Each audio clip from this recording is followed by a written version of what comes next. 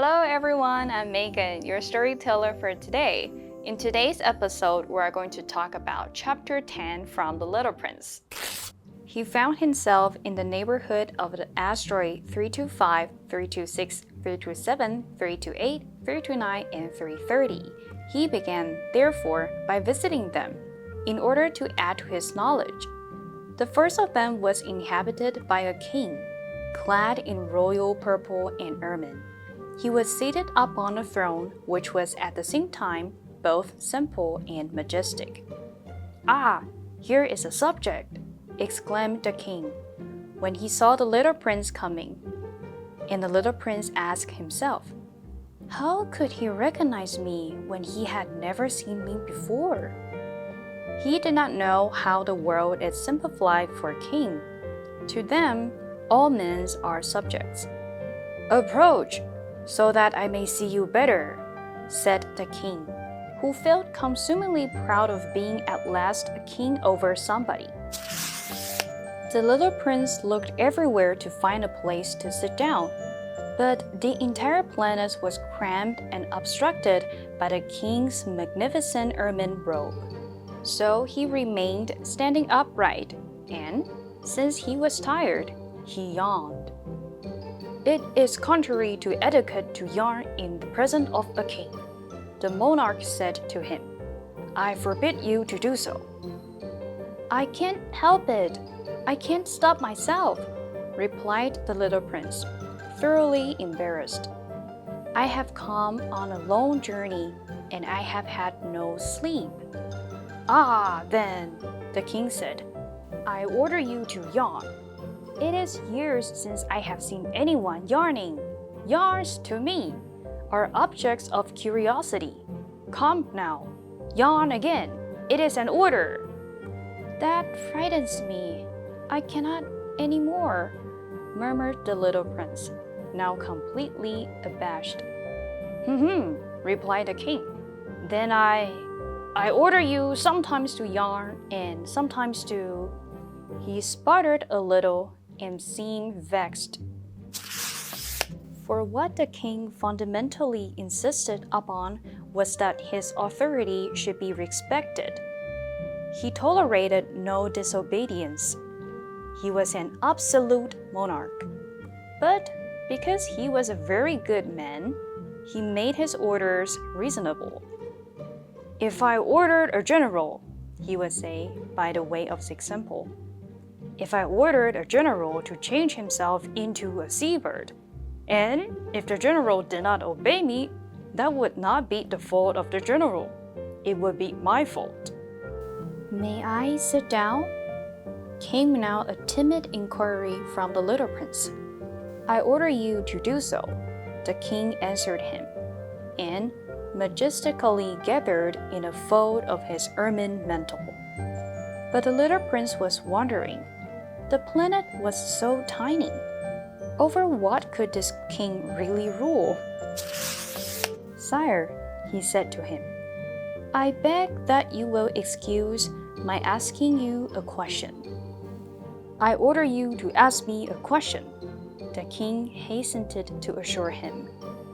"Sire, over what do you rule?" "Over everything," said the king, with magnificent simplicity. "Over everything?" The king made a gesture which took in his planet, the other planets, and all the stars. "Over all that?" asked the little prince. "Over all that," the king answered. For his rule was not only absolute, it was also universal. "And the stars obey you?"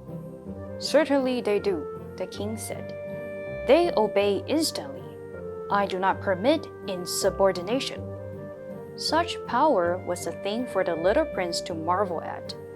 If he had been master of such complete authority, he would have been able to watch the sunset, not 44 times in one day, but 72, or even 100, or even 200 times, without ever having to move his chair. And because he felt a bit sad as he remembered his little planet which he had forsaken, he plucked up his courage to ask the king a favor. I should like to see a sunset. Do me that kindness. Order the sun to set. If I ordered a general to fly from one flower to another like a butterfly, or to write a tragic drama, or to change himself into a seabird, and if the general did not carry out the order that he had received, which one of us would be in the wrong? The king demanded. The general or myself? You, said the little prince firmly. Exactly. One must require from each one the duty which each one can perform. The king went on. Accepted authorities rest first of all no reasons.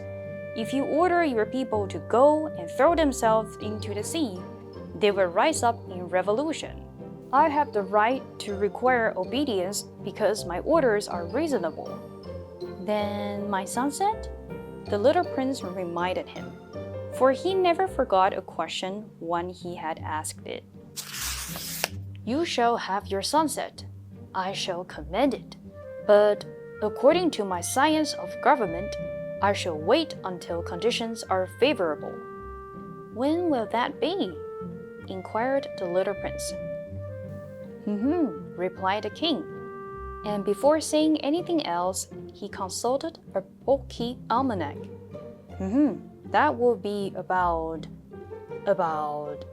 that will be this evening, about 20 minutes to 8. And you will see how well I am obeyed. The little prince yawned. He was regretting his lost sunset. And then, too, he was already beginning to be a little bored. I have nothing more to do here, he said to the king. So I shall set out on my way again. Do not go, said the king, who was very proud of having a subject. Do not go. I will make you a minister. Minister of what? Minister of justice. But there is nobody here to judge. We do not know that, the king said to him. I have not yet made a complete tour of my kingdom. I am very old. There is no room here for a carriage, and it tires me to walk.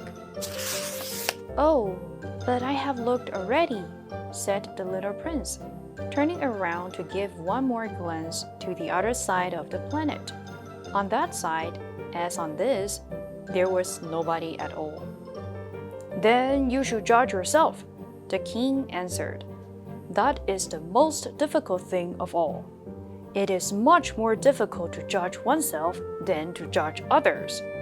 If you succeed in judging yourself rightly, then you are indeed a man of true wisdom. Yes, said the little prince, but I can judge myself anywhere. I do not need to live on this planet. Said the king.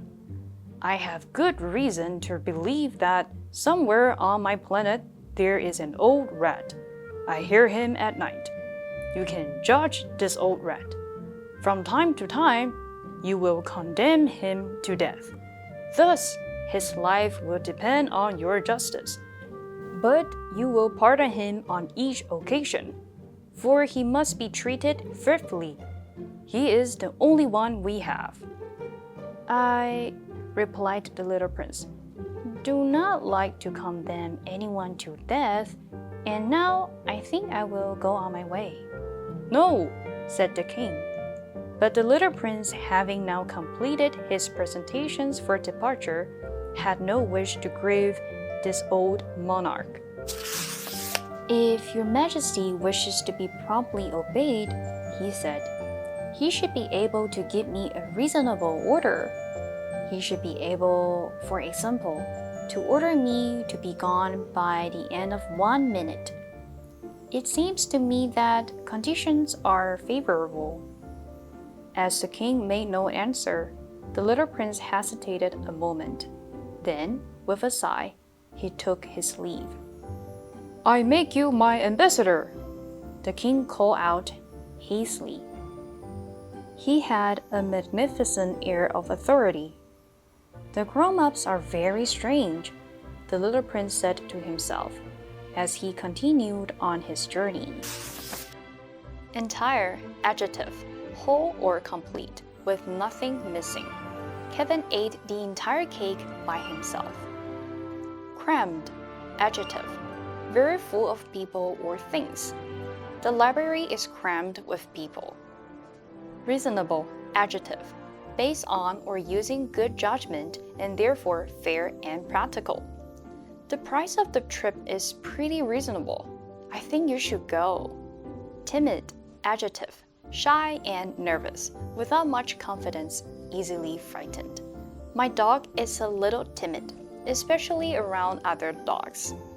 Occasion, noun, a particular time, especially when something happens or has happened. You are all dressed up today. Is there a special occasion or something? Alright, that's it for today. So don't forget to subscribe to the channel if you haven't already, and I'll see you next time. Bye!